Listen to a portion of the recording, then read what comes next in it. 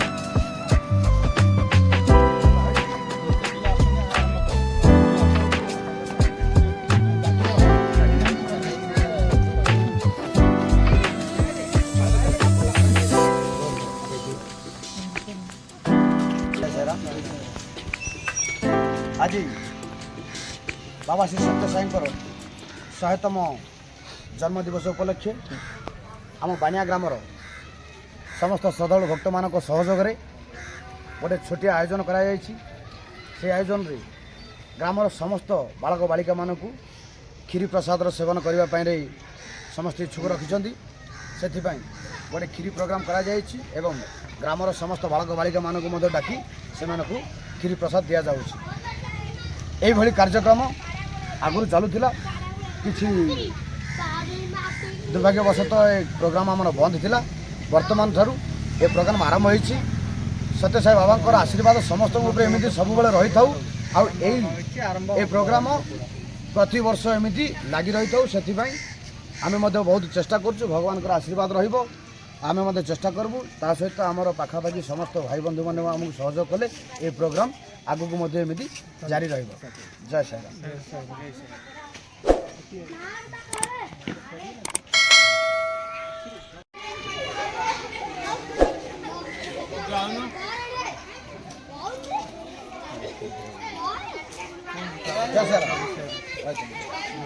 आज्ञा आज बाबा सत्य साई शहेतम जन्मदिवस उपर ये जो प्रोग्राम चलती आप दीपद कह भगवान बाबांकर आज हूँ शहेतम जन्म जयंती। यही जन्म जयंती को पालन करने आमर सत्य साई संगठन पुराणा भक्त माने डेभोटी माने समस्ते आप्राण चेष्टा करी यही कार्यक्रम को सफल कर लगी पड़ती। से 1650 पूजा है ता संगे संगे आज क्षीरी प्रसाद है। ए ग्रामर जिते छोट आरंभ कर 15 वर्ष पर्यंत समस्त बालक बालिका मैंने आसी क्षीरी प्रसाद ग्रहण कले। आहरी प्रोग्राम चली रोचे।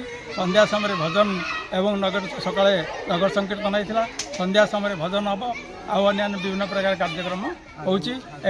कार्यक्रम को सबुले आग को चालू रखापी सब भक्त मान आज आम ये शपथ नौचु एवं भगवान कार्य आम निजक नियोजित करूँ बोलिकी भगवान पाद पद्म आम शरणागत हो।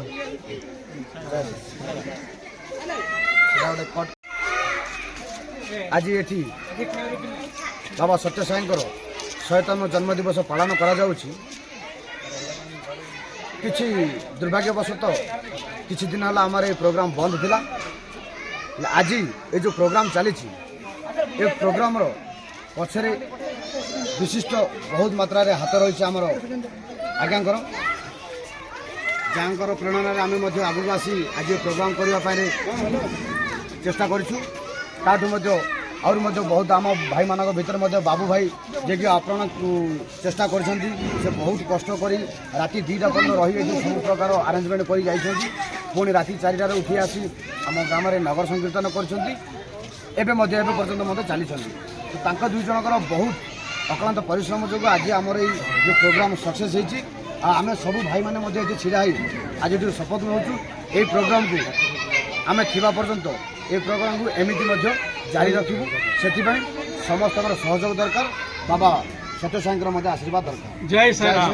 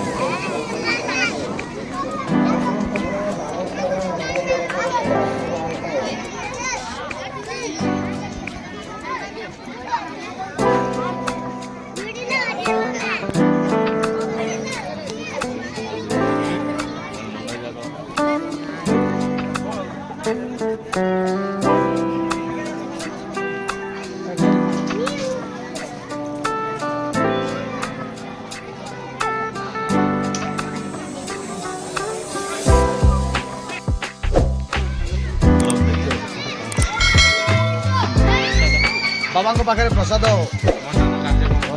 ଭୋଗ କରାଯାଇଥିଲା। ସେଇ ପ୍ରସାଦ ବର୍ତ୍ତମାନ ସମସ୍ତ ଶିଶୁମାନଙ୍କ ପାଖରେ ବଣ୍ଟନ କରାଯାଉଛି। ଆଗକୁ ଆସନ୍ତୁ।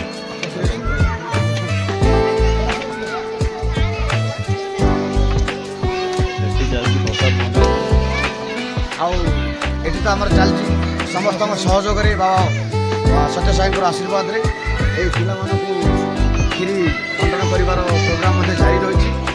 ଆମେ ଚାହୁଁଛୁ ଏଇ ପ୍ରୋଗ୍ରାମ୍ ପ୍ରତିବର୍ଷ ଆଗକୁ କେମିତି ବଢ଼େଇ ଯାଉ। ସମସ୍ତଙ୍କ ସହଯୋଗ ରହିବା ଦରକାର। ତା ସହିତ ସତ୍ୟ ସାଇଙ୍କର ମଧ୍ୟ ଆଶୀର୍ବାଦ ଦରକାର। ଜୟ ଶ୍ରୀ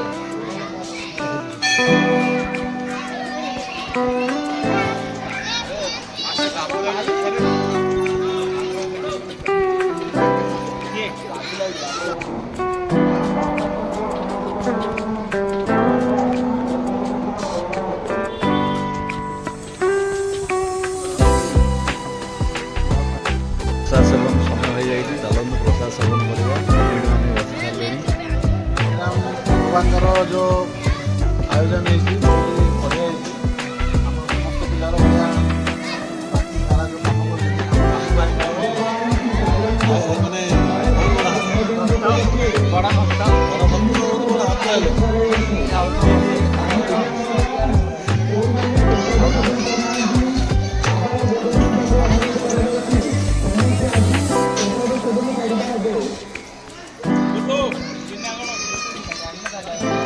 ମଣ୍ଟୁ କ'ଣ କହୁନା?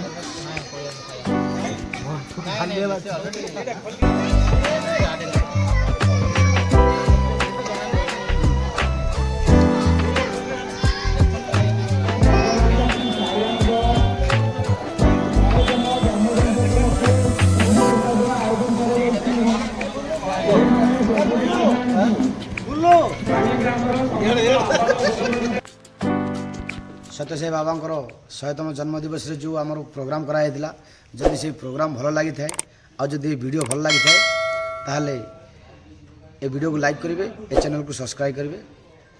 ଜୟ ସାଇରାମ। ଜୟ ସାଇରାମ।